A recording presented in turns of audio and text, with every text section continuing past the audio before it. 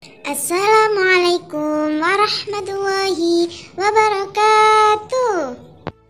Halo anak-anakku yang solih dan solihah, apa kabar?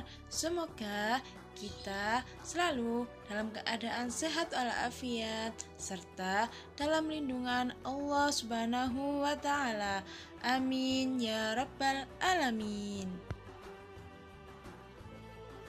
Anak-anakku, sebelum mengawali pembelajaran hari ini, marilah kita awali dengan berdoa. Bismillahirrahmanirrahim. Raditu billahi rabba wa bil islami dina wa bi muhammadin nabiyyan wa rasula. Rabbi zidni ilma warzuqni fahma birahmatika ya arhamar rahimin. Amin ya Rabbal Alamin. Semoga dengan berdoa kita diberikan kefahaman serta kemudahan dalam menuntut ilmu sehingga dapat menjadi ilmu yang berkah dan bermanfaat. Amin amin ya Rabbal Alamin. Anak-anakku yang solih dan solihah, apakah kalian pernah melihat pohon? Pasti pernah kan?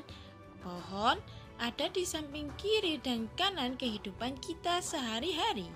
Nah, dari pohon kita lihat semakin tinggi pohon, semakin besar pula angin yang menerpa pohon.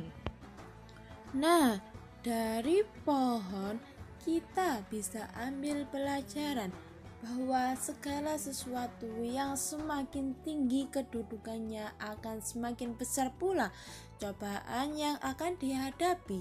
Begitu pula dengan kisah Nabi Ayub alaihi salam. Kisah keteladanan Nabi Ayub alaihi salam.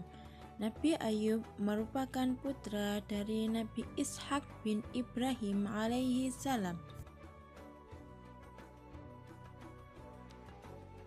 Ayub merupakan seorang nabi yang dikaruniai oleh Allah berupa kecerdasan serta harta benda yang melimpah, sehingga Nabi Ayub merupakan orang yang sangat kaya raya di negerinya.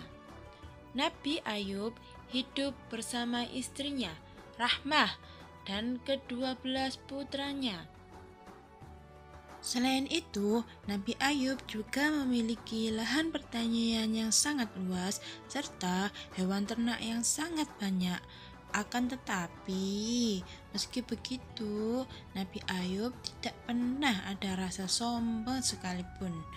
Beliau selalu memberikan sedekah kepada orang-orang yang membutuhkan, serta beliau juga selalu memberikan pekerjaan kepada orang yang membutuhkan pekerjaan. Nabi Ayub selalu senantiasa bersyukur kepada Allah Subhanahu wa Ta'ala. Keimanan Nabi Ayub tak tergoyahkan sedikitpun karena hartanya yang bergelimang. Hal ini membuat iblis sangat iri terhadap Nabi Ayub, sehingga iblis ini berniat untuk menggoda Nabi Ayub. Namun tetapi usaha iblis itu adalah gagal karena Nabi Ayub selalu bertakwa dan selalu bersyukur kepada Allah Subhanahu wa Ta'ala. Hingga pada suatu saat setelah 20 tahun Nabi Ayub menikmati kegelimangan hartanya, beliau mendapatkan ujian dari Allah Subhanahu wa Ta'ala.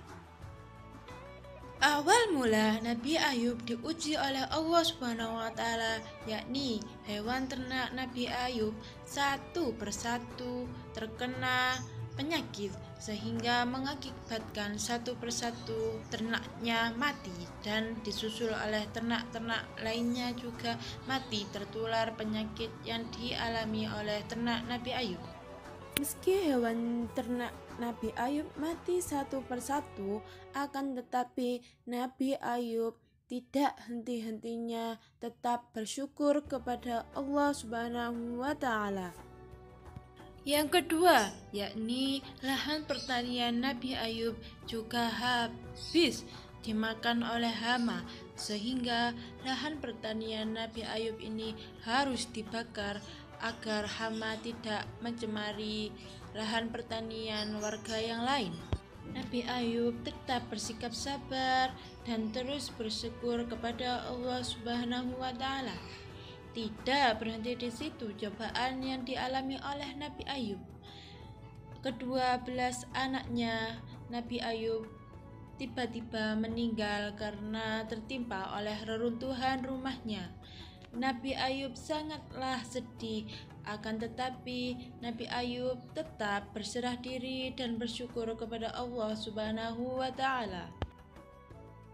Selanjutnya, Nabi Ayub diuji lagi oleh Allah Subhanahu wa Ta'ala. Nabi Ayub ditimpa oleh penyakit yang sebelumnya belum pernah dialami oleh siapapun di negeri tersebut. Karena penyakit yang diderita oleh Nabi Ayub diusir oleh para masyarakat di negerinya. Karena para masyarakat sangat ketakutan jika penyakit Nabi Ayub itu menulari mereka.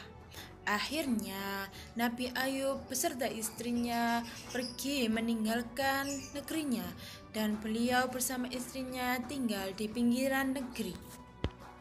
Setelah mendapat cobaan dari Allah Subhanahu wa Ta'ala, kehidupan Nabi Ayub berubah 180 derajat.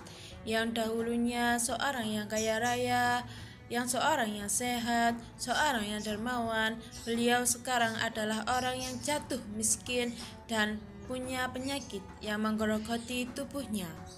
Meski mendapatkan banyak cobaan, Nabi Ayub ini tetap bersabar, tetap berserah diri dan bertawakal kepada Allah Subhanahu wa Ta'ala.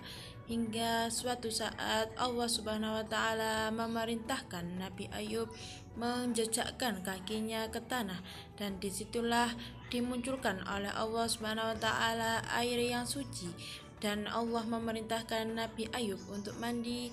Dan pada saat itu Nabi Ayub mulai mendapatkan kesehatannya kembali, penyakitnya hilang, dan satu persatu kekayaannya kembali. Anak-anakku yang soleh dan solihah, berdasarkan kisah Nabi Ayub alaihi salam tersebut, banyak pelajaran yang dapat kita ambil.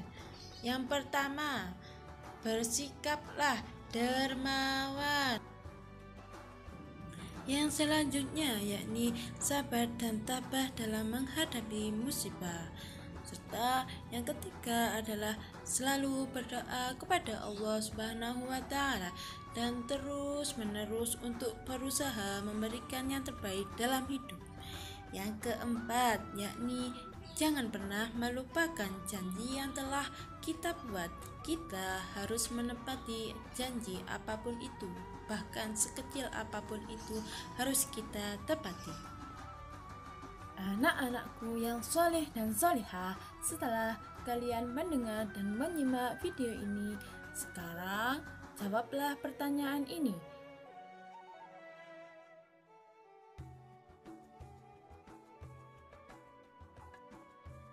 Demikian untuk video pembelajaran ini. Sampai ketemu lagi. Tetap semangat belajar, tetap berbakti kepada orang tua, laksanakanlah sholat. Wassalamualaikum warahmatullahi wabarakatuh.